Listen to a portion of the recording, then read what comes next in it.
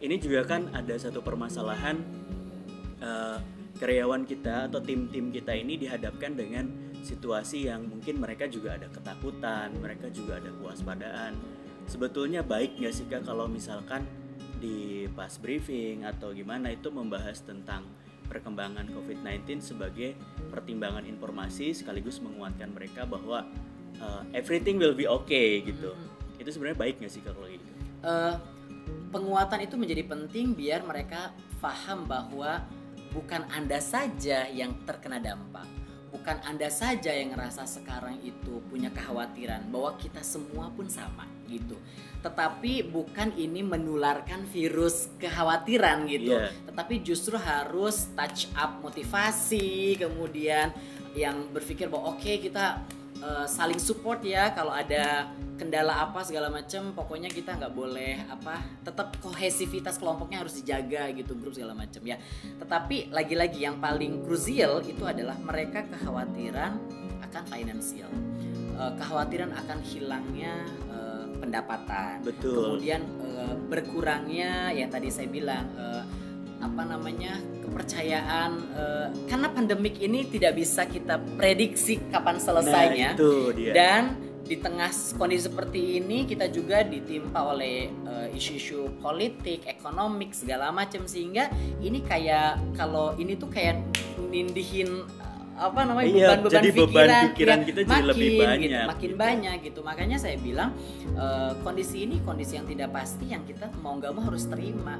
Mau gimana lagi, kita mau keluar dari kondisi ini juga nggak bisa gitu ya. Jadi buat teman-teman di sana mungkin yang kalau kita bicara tadi karyawan yang dia masih punya penghasilan bulanan, kalaupun harus ada yang dirumahkan karena dicutikan dengan tidak digaji, itu akan, menurut saya akan jauh lebih tenang. Ada teman-teman kita yang kalau hari ini dia tidak keluar rumah nggak dapat uang. Betul. Karena sifatnya harian. Nah itu juga kami mungkin himbau pemerintah juga menyiapkan solusi yang solusi yang bisa, kebijakan yang tepat gitu ya, atau solusi yang bisa menyelesaikan masalah ini gitu. Nah itu yang bikin kita menjadi was-was terus tiap hari. Apakah besok kita masih dapat penghasilan atau tidak? Apakah ada proyek yang bisa kita kejar? Betul. Dan itu sih semua sektor dan diri sama rasanya. Paling ya nggak bisa kayak Ivan membuat saran atau apa, karena setiap ini kan kebutuhan yang sangat mendasar, penting, mendasar. Gitu ya. Kalau kita coba telah dari teorinya Maslow, kenapa orang-orang sekarang itu tidak merasa tenang? Karena secara basic need-nya saja, kebutuhan makan, minum, sandang, pangan, papan aja terancam saat ini, terancam gitu kan ya. Yang biasanya bayar kosan, bayar kontrakan nggak bisa bayar kontrakan, yang biasanya bayar kredit atau cicilan sekarang jadi macet. Basic need-nya saja tuh nggak terpenuhi gitu. Gimana dia mau ngerasa punya safety need yang level yang kedua? Ya kan? Kenapa gitu? Karena basic need-nya sekarang tuh kita tidak bisa dapatkan secara penuh. Berbeda mungkin dulu sebelum pandemi ini melanda. Sehingga akhirnya kebutuhan orang akan rasa aman, rasa nyaman, percaya sama orang itu menjadi krisis, menjadi tidak pasti gitu kan ya. Bahkan mungkin tidak dia peroleh gitu. Apalagi naik lagi ke level yang berikutnya, yang belongingsnya. Gak bisa sekarang kita jaga hubungan. Kenapa? Orang Indonesia itu saking kerennya. Ini kan dia itu kan berbeda dengan negara lain. Orang Indonesia itu kan gotong royongnya, kerjasamanya, terus kemudian culture yang dibangun itu yang kalau ketemu orang semuanya harus santun, harus cium tangan, harus pelukan segala macam. Akhirnya kan ada kebiasaan yang kita sekarang coba rubah, gitu kan, dan itu yang bikin jadi nanti kalau saya begini aja nanti sangkanya sombong, kalau saya kayak nyapa. Jadi itu yang harus dibangun. Awareness kita bahwa ini kita bukan untuk selamanya, ada habit, ada culture yang sekarang kita sedang jaga, sedang kita tunda ya, wayahnya gitu semuanya memaklumi gitu.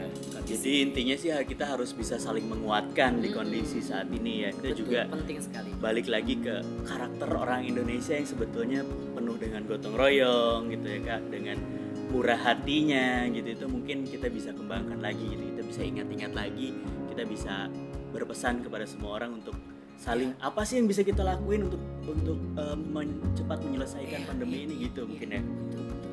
Oke, nah Kak, untuk misalkan sekarang ada teman-teman yang misalkan sedang UMKM terutama ya, yang berwirausaha gitu, ada yang punya warung ternyata terdampak, terus terutama yang tadi pekerja harian kayak ojol juga terdampak gitu. Sebenarnya apa sih Kak yang bisa dilakukan gitu untuk kita tetap bisa semangat, kita bisa tetap berpikir kreatif di saat-saat yang krisis seperti ini gitu Kak? Betul. Jadi sebenarnya ini juga motivasi buat Ivan sendiri gitu, karena memang semuanya juga terkena dampak ini.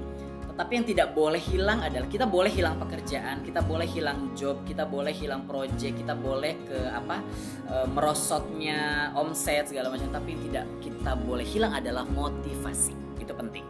Kenapa? Karena orang bisa bergerak itu dari motivasi. Gitu. Makanya harus ada yang namanya soft skill, keahlian tambahan.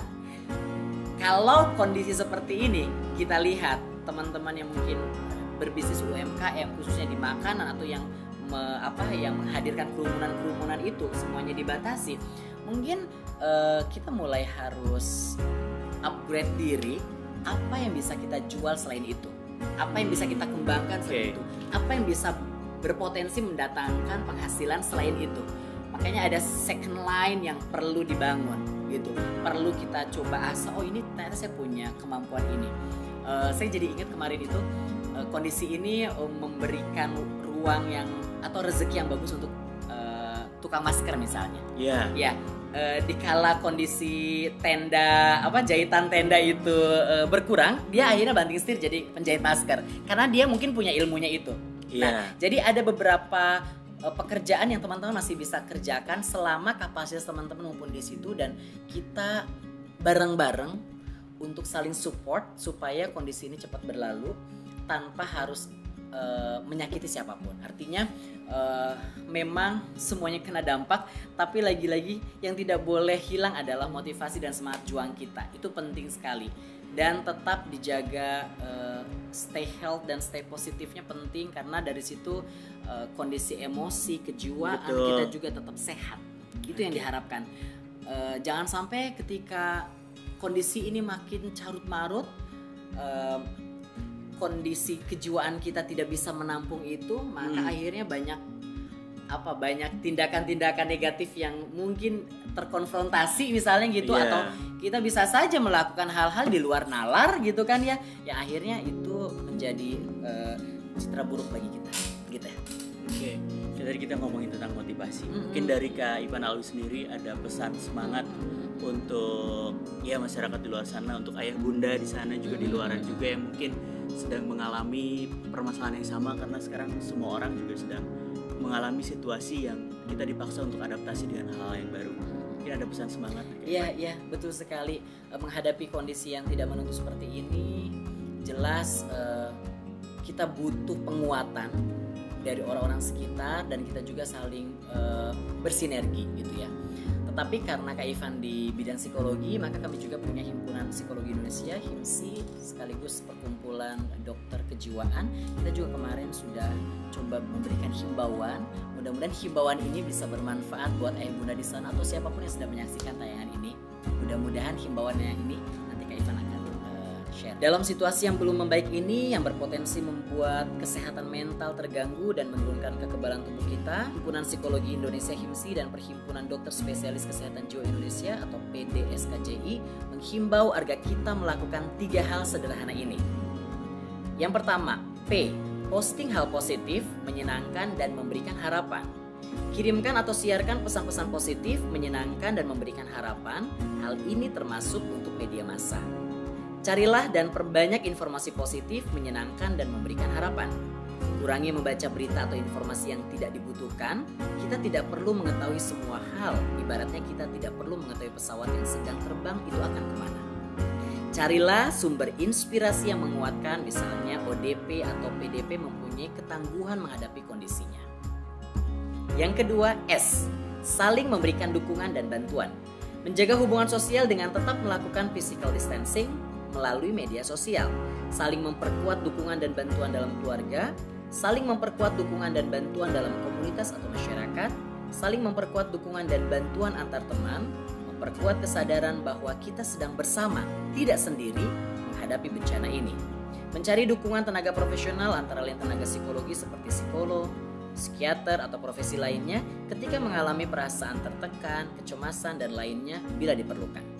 Dan yang terakhir, impikan bencana ini akan segera berakhir dengan membangun sugesti positif pada diri sendiri, melakukan relaksasi untuk meredakan tekanan emosi, melatih emosi positif dengan mencari sisi baik dari situasi saat ini, meningkatkan religiusitas, memperkuat harapan dan optimisme, serta memperkuat keyakinan bahwa diri kita bersama, semua pihak mampu mengatasi bencana ini. Ya, terima kasih Kak Ipan Alwi. Sama-sama. Terima kasih juga untuk Ayah Bunda yang sudah menyaksikan. Semoga tayangan ini bisa bermanfaat untuk Ayah Bunda. Mungkin terakhir nih Kak, ini saya mau minta pesan semangat untuk teman-teman tenaga medis yang sedang berjuang. Dari Kak Ipan Alwi, mungkin silahkan Kak, mungkin ada pesan semangat. Baik, secara pribadi dari Kak Ipan Alwi mengucapkan terima kasih banyak untuk pahlawan kesehatan tenaga medis yang sedang berjuang dan terus berjuang. Kita yakin bahwa masalah ini akan segera selesai. Kita harus yakini itu dulu. Kemudian jasa Anda pejuang medis tentu akan terus melekat di benak kami. Tetap memegang teguh nilai-nilai profesi Anda. Kami di sini sekaligus berterima kasih atas totalitas kerja keras dan perhatian Anda semua untuk kami di sini, khususnya untuk merawat saudara-saudara kami yang terkena corona. Mudah-mudahan musibah itu segera berlalu dan kita bisa sama-sama hidup kembali normal. Tetap semangat ya. Oke, mungkin itu saja yang bisa kita sampaikan. Terima kasih sekali lagi untuk Kak Ipan Alwi. Tetap jaga kesehatan, tetap jaga kebersihan. Assalamualaikum warahmatullahi wabarakatuh.